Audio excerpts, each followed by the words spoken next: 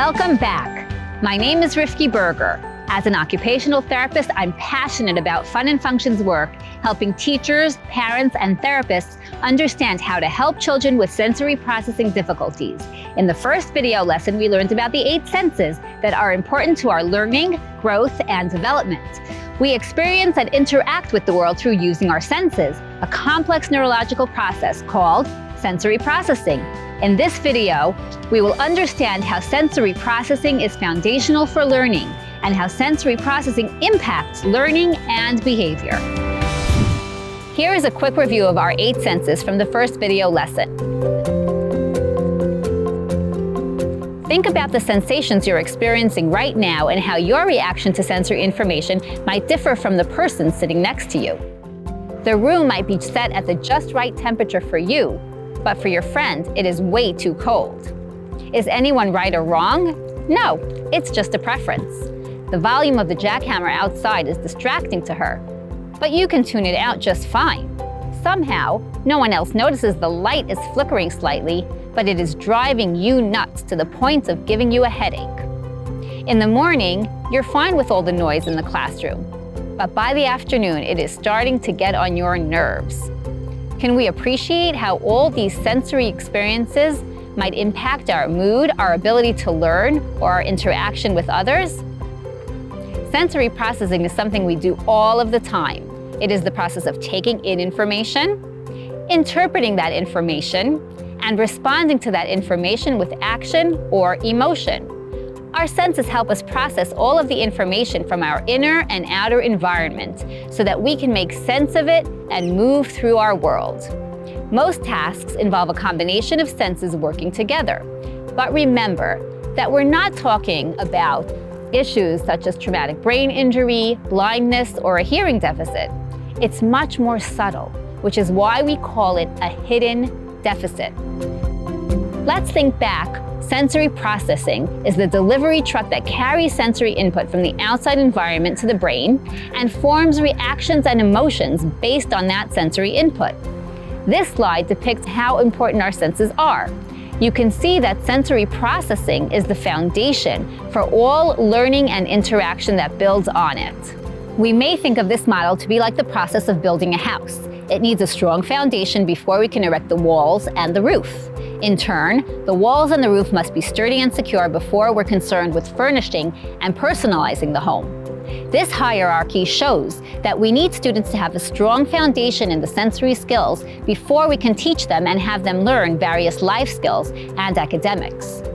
Looking at our model, we can see that our foundation is made up of the vestibular, proprioceptive, tactile, and interoceptive senses. These are the foundational senses, and they can impact a child in the classroom. Let's think about why this might be true.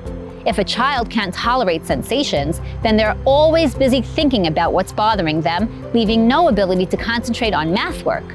If they can't regulate their behavior due to sensory overload, then they spend time in the principal's office losing critical learning time. And if they can't control their emotions of frustration or sadness, then they will not be able to develop friendships.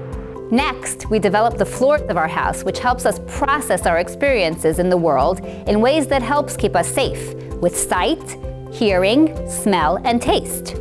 These are called processed senses, meaning they require some perception and experience to develop properly. We can appreciate how these familiar senses impact our school day, from seeing the worksheet on the board to hearing and following verbal directions from the teacher.